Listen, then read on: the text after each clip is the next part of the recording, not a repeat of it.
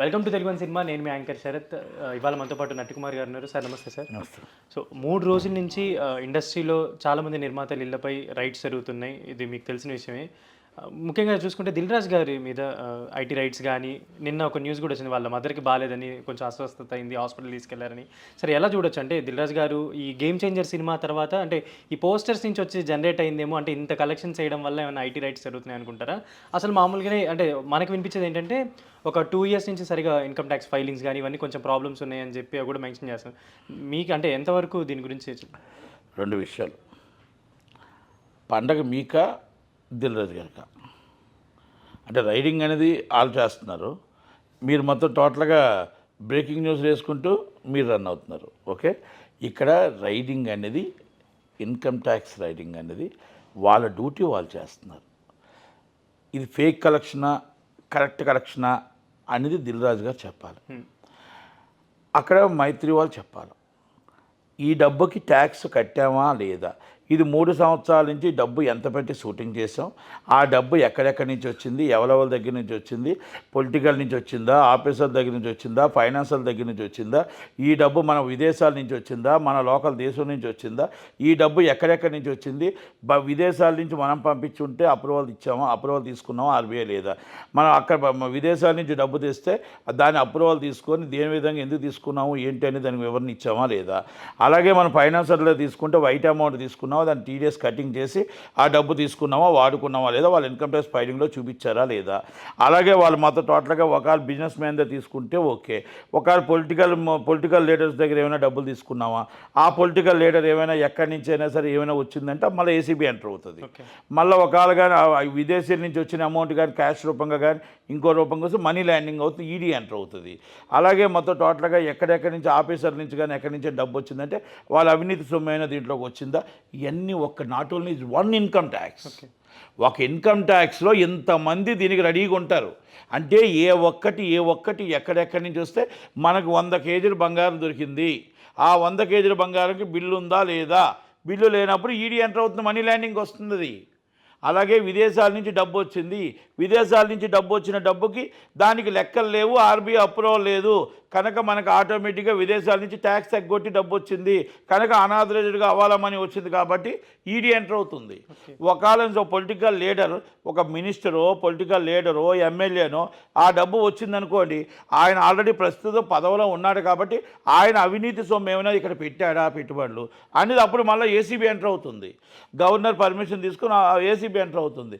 ఒకవేళ ఆఫీసర్స్ ఏమైనా సరే రన్నింగ్లో ఉన్న ఆఫీసర్స్ కానీ మాజీ ఆఫీసర్స్ కానీ ఎవరైనా పెట్టుబడులు పెట్టారనుకోండి, వాళ్ళకి గతంలో ఎక్కడి నుంచి వచ్చింది, ఎలాగొచ్చింది, ఈ సొమ్ము ఎలాగొచ్చిందని అది మళ్ళీ ఏసీబీ ఎంటర్ అవుతుంది. అంటే మీరు ఇన్కమ్ ట్యాక్స్ని ఎప్పుడు తక్కువ అంచనా వేయొద్దు. ఒక ఇన్కమ్ ట్యాక్స్ రైడింగ్లో ఇంతమందికి ప్రమేయం ఉంటుంది. మీరు మల్లారెడ్డి గారు ఇన్కమ్ ట్యాక్స్ రైట్ చేసింది, తర్వాత ఈడీ వారు వచ్చారు, ఈడీ వారు రైట్ చేశారు. ఇన్కమ్ ట్యాక్స్ రైట్ని మళ్ళీ ఏమేమి జరిగిందో వాళ్ళంతా రిపోర్ట్ సబ్మిట్ చేసేటప్పుడు వాళ్ళు కంపల్సరీ ఇవన్నీ చెప్తారు.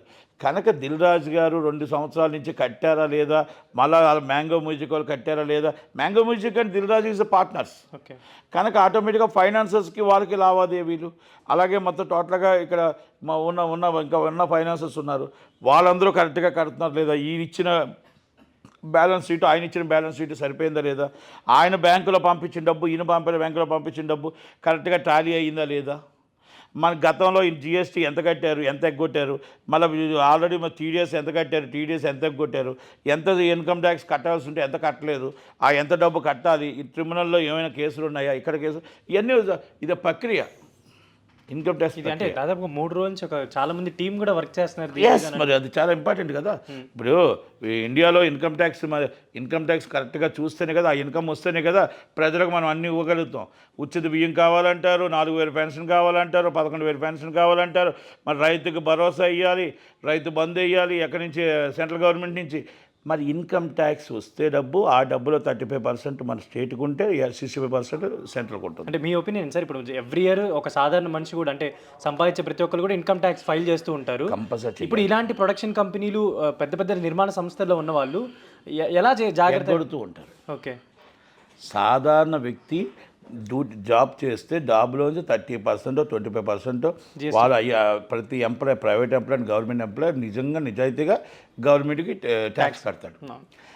సాధారణ వ్యక్తి ఆ 10 రూపాయలు వచ్చినా 5 రూపాయలు వచ్చినా ట్యాక్స్ కట్టగలుగుతాడు.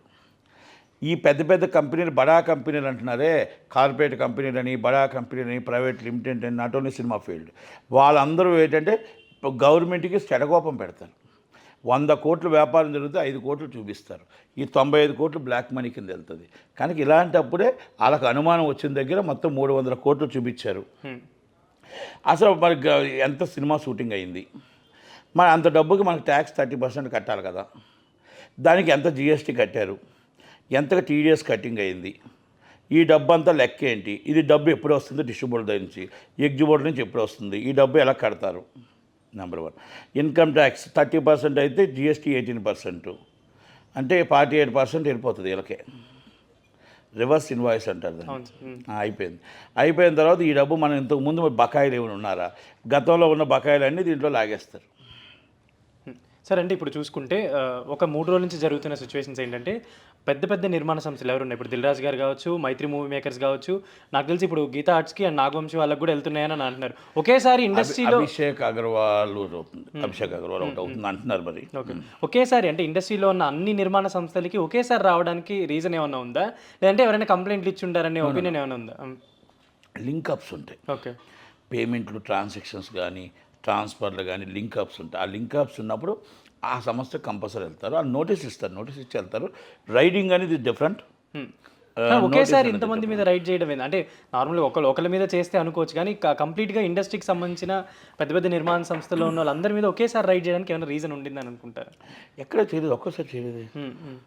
ఇప్పుడు మైత్రిలో one of the partner Sukumar, మైత్రిలో వన్ ఆఫ్ ది పార్ట్నర్స్ ఉన్న వాళ్ళని చేశారు.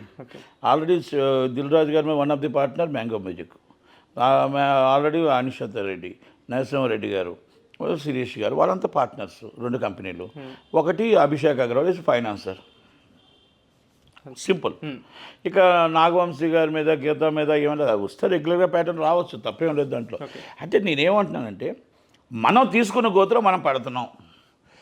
మీరు ప్రపంచంలో మీకంటే కోటీశ్వరులు ఉన్నారు, ప్రపంచంలో మీకంటే గొప్ప వాళ్ళు ఉన్నారు. పబ్లిక్ లిమిటెడ్ కంపెనీలో అదానీ గారు, అద్వానీ గారు, అదానీ గారు, అంబానీ గారు, లక్ష్మీ మిట్ల గారు, బిల్ గేట్స్ సూపర్ వేల లక్షల కోట్ల సంపాదించిన వాళ్ళు ఉన్నారు, మిలియన్స్ సంపాదించిన వాళ్ళు ఉన్నారు.